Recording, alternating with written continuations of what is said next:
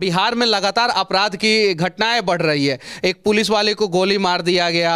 अभी कल रात में जो है पटना में 2 लोगों को, निर्दोष लोगों को गोली मार दिया गया। जहरीला शराब की वजह से बिहार में लगातार लोगों की मौत हो रही है। तो इस पे विपक्ष के नेता होने के नाते आप लोगों का स्टैंड क्या रहेगा? मुख्यमंत्री जी थक हार चुके हैं। गृह विभाग लंबे समय से इनके पास है, संभल नहीं रहा है। और ये मैं नहीं कहता हूँ, उनके उप मुख्यमंत्री जो थे वही कह रहे थे कि कुर्सी कुमार पलटू राम थक चुके हैं। आपके बच्चे का ही अगर ग्रेजुएशन जो है 6 साल में कंप्लीट होगा और बाहर जब नौकरी लेने जाएगा एमएनसी कंपनी में, तो क्या एमएनसी कंपनियां नौकरी देगी? तो बिहार के बच्चों का सेशन कैसे कंप्लीट होगा समय पे? के लिए जहां तक मुझको लड़ना पड़ेगा, सड़क से सदन तक लड़ाई लड़ूंगा, क्योंकि प्रतिभा का हनन राष्ट्र के पतन की ओर ले जाता है। आपके अलावा कोई क्यों नहीं विधायक या कोई मंत्री जो है नीतीश कुमार जी के गलत नीतियों पे सवाल किया? आपने किया, उसके अलावा आपके अलावा किसी ने नहीं किया। थाना खाना पूर्ति कर रहा है, संरक्षित कर रहा है शराब बेचने वाले गैंग को। और आज वो शराब बेचने वाले गैंग किस जमात से हैं? आपसे 36 का आंकड़ा क्यों रहता है नीतीश कुमार जी का? सवाल मैं आपसे पूछना चाहता हूँ, अगर वो चंद्रगुप्त मौर्य बनने का मौका आपको मिल गया, मैं तो चाणक्य की भूमिका में हूँ, अगर मौका मिला चंद्रगुप्त मौर्य बनने का,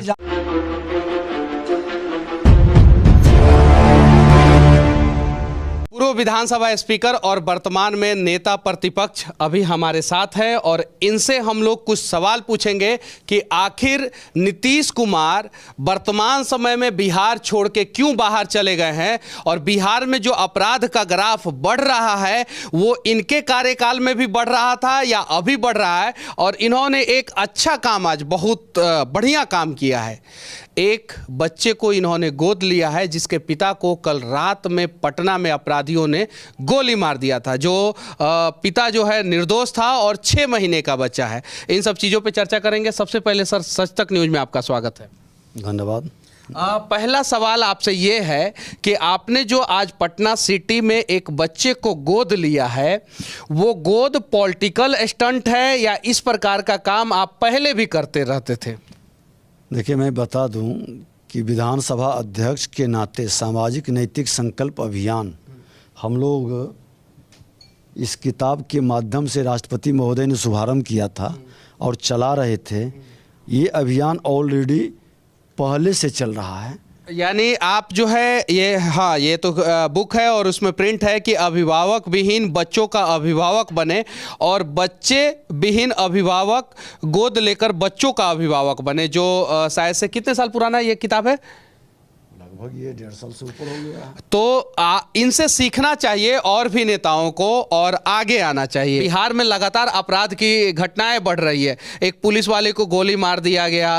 अभी कल रात में जो है पटना में 2 लोगों को, निर्दोष लोगों को गोली मार दिया गया। जहरीला शराब की वजह से बिहार में लगातार लोगों की मौत हो रही है। तो इस पे विपक्ष के नेता होने के नाते आप लोगों का स्टैंड क्या रहेगा? देखिए, ये बड़ा ही दुखद और दुर्भाग्य है कि 2005 और 2010 के बीच में ये स्वर्णिम काल था सुशासन का। 10 के बाद इनको 115 सीट जदयू को आया। माननीय मुख्यमंत्री जी का अहंकार बढ़ गया। अपने बलबूते एक सरकार की कल्पना करके इन्होंने 13 में गठबंधन तोड़ा। जो अराजकता फैलाने वाले जंगल राज के पुरोधा थे, जनता ने उसको रिजेक्ट कर दिया था। 10 में 23 सीट पर लाके खड़ा किया। 13 में उसके साथ इन्होंने मिल करके उसको ताकत दिए, एनर्जी दिए और उसका परिणाम है कि 15 में वो जीवित हो गया। से 22 तक ये आपके साथ थे। क्या लगता है कि फिर 2-3 साल बाद जो है गठबंधन तोड़ के वो आपके साथ आएंगे? क्योंकि नीतीश कुमार को अगर किसी ने नेता बनाया है तो बीजेपी के ही पंडित अटल बिहारी वाजपेयी, जो इन्हें रेल मंत्री और भी बहुत सारे मंत्रालय को दिया, और उसके बाद से जो है मुख्यमंत्री के कुर्सी पर बिठाने वाले अटल बिहारी वाजपेयी ही हैं। तो बीजेपी ने ही नीतीश कुमार को नेता बनाया है। देखिए, भारतीय जनता पार्टी के सभी लोग राष्ट्र हित में, समाज हित में काम करता है। चाणक्य की भूमिका निभाता है, चंद्रगुप्त के चक्कर में नहीं पड़ता है।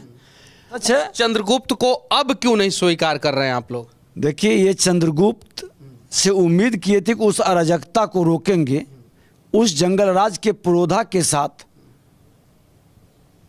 गलबहियाँ नहीं करेंगे, लेकिन एक बार गलती करके आके कसम खाए कि हम अब ऐसा नहीं करेंगे, गलती हो गई ये, और दोबारा फिर वही खेल खेले हैं। जहाँ से गाड़ी चली थी वहीं पर गाड़ी पहुँचा दी है। आपसे 36 का आंकड़ा क्यों रहता है नीतीश कुमार जी का?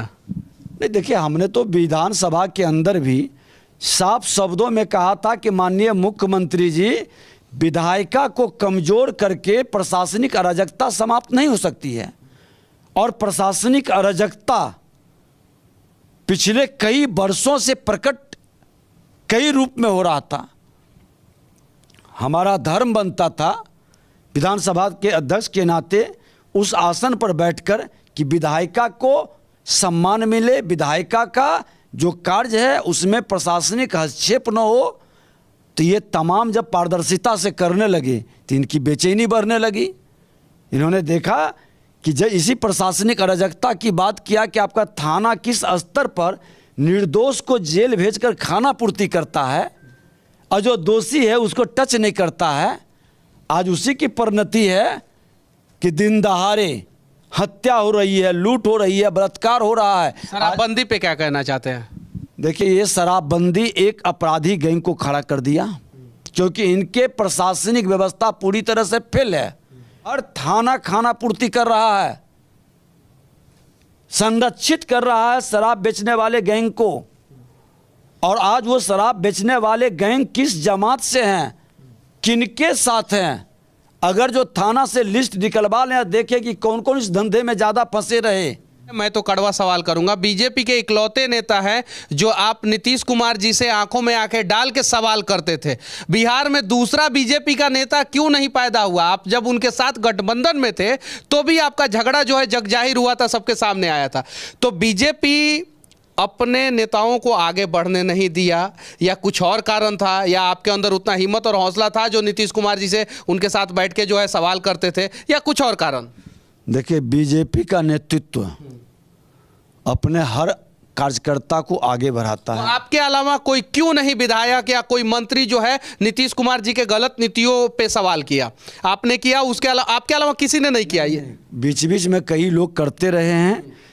ये अलग चीज़ है कि भारतीय जनता पार्टी हमेशा बिहार में जंगल राज की आपसी न हो, अराजकता के पुरोधा लौट के न आए, इस व्यवस्था में जरूर रहा। लेकिन लोगों को यह पता नहीं था कि जिस चंद्रगुप्त को हमने लाया था वो नकली चंद्रगुप्त था। वो बड़े भाई छोटे भाई का दोनों क्या लगता है कि असली चंद्रगुप्त मौर्य को जो है 2025 में आप लोग जो है मुख्यमंत्री बनाएंगे? देखिए, भारतीय जनता पार्टी का जो महामंत्र है, सबका साथ, सबका विकास, सबका विश्वास, सबका प्रयास, ये महामंत्र सभी समाज को, सभी बिहारियों को मान सम्मान देते हुए और बिहार के राष्ट्रवाद के पथ पर चलने वाले माँ भारती के सभी लोग, किसी जाति धर्म क्षेत्र भाषा का है, सबकी उत्थान का संकल्प लेकर चाणक्य की भूमिका में निकल चुका है।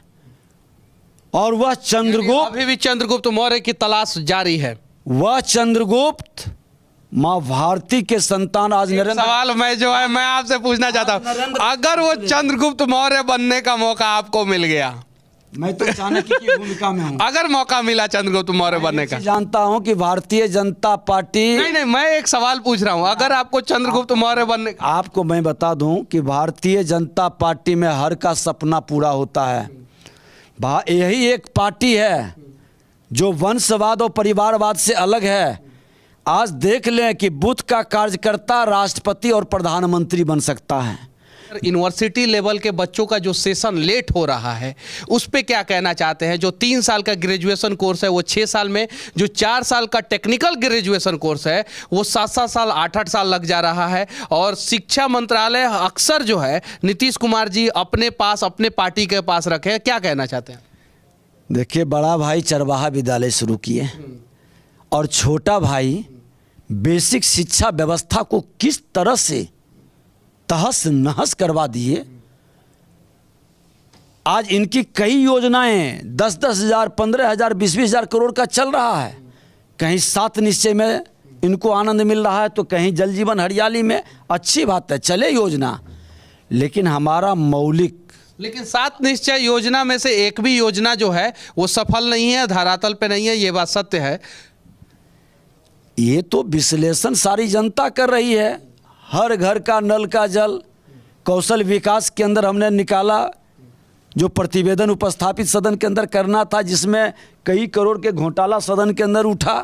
यूनिवर्सिटी का सेशन समय पे कैसे होगा? चूंकि बिहार बदनाम हो जाता है जब आपके बच्चे का ही अगर ग्रेजुएशन जो है 6 साल में कंप्लीट होगा और बाहर जब नौकरी लेने जाएगा एमएनसी कंपनी में, तो क्या एमएनसी कंपनियां नौकरी देगी? तो बिहार के बच्चों का सेशन कैसे कंप्लीट होगा समय पे? देखिए, हायर एजुकेशन पर ये लोग का स्टेटमेंट आया कितना शर्मसार करने का, कि गवर्नर साहब इसके हैं। हमारे तो गवर्नर कई स्टेट में हैं, यूपी में, एमपी, कई स्टेट में आज बीजेपी के गवर्नर हैं। वहाँ सब सिस्टम में है। सरकार की फेल्योर नीति के कारण और जदयू के ही लगातार शिक्षा मंत्री होने के कारण इसकी जिम्मेवारी लेनी चाहिए, और शिक्षा मंत्री से ज़्यादा मुख्यमंत्री को जिम्मेवारी लेनी चाहिए। लेकिन ये जिम्मेवारी तो लेंगे नहीं। भारत में जितना राज्य है उन सभी राज्यों में से इकलौता राज्य बिहार है जिसे Guinness book of world record का सम्मान देना चाहिए, जहां पे कभी भी ग्रेजुएशन का कोर्स जो है समय पे कंप्लीट नहीं होता है। कोरोना काल में भी भारत के किसी भी राज्य का यूनिवर्सिटी का सेशन लेट नहीं हुआ, लेकिन बिहार के यूनिवर्सिटी का सेशन लेट हुआ। विपक्ष का नेता होने के नाते बीजेपी उन बच्चों के लिए क्या करने वाला है भविष्य में, खासकर बिहार के यूथ के लिए? हमने जो यूनिवर्सिटी से जुड़े हुए बच्चे थे, आए थे, मिले भी थे, हमने कहा है कि आपके विषय को लेकर हमने गवर्नर साहब से मिला।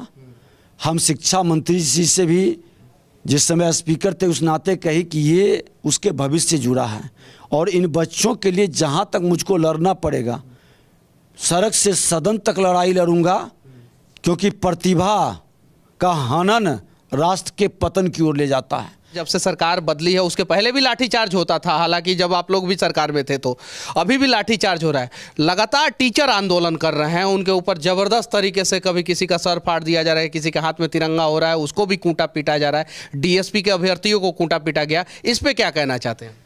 देखिए, आज जो सरकार में आए हैं बड़ी बड़ी बातें करते थे, जो बोलता था केजरीवाल के तरह सब गछ लेते थे कि ये कर देंगे, वो कर देंगे, सब परमानेंट कर देंगे, सारी सुविधा फैसिलिटी दे देंगे। आज उप मुख्यमंत्री बन के बैठे हैं, मुख्यमंत्री जी हैं। 10 लाख उप मुख्यमंत्री घोषणा किए तो इन्होंने आगे बढ़ के उसको 20 लाख कर दिया। बोलना तो ही है, करना तो कुछ नहीं है। करनी कथनी में कोई समरूपता नहीं है। बिहार के लोगों को वर्गलाना है और जहर की खेती कर करके लोगों को आपस में लड़वाना है। क्या नीतीश कुमार जी 2024 में प्रधानमंत्री बनेंगे और नीतीश कुमार के वजह से बीजेपी को प्रत्यक्ष रूप से बिहार में नुकसान होगा?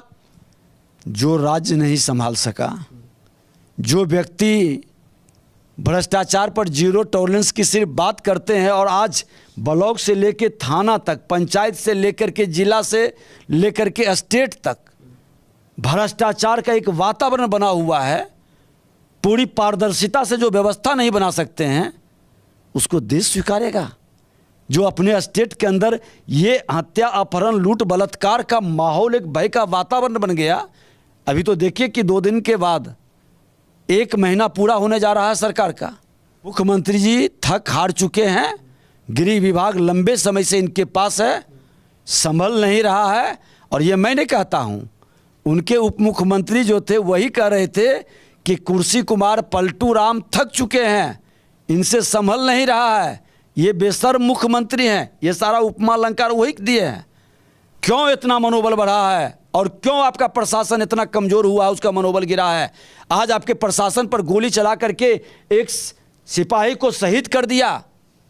कल हम जा रहे हैं मसौढ़ी, ये क्या हो रहा है बिहार के अंदर।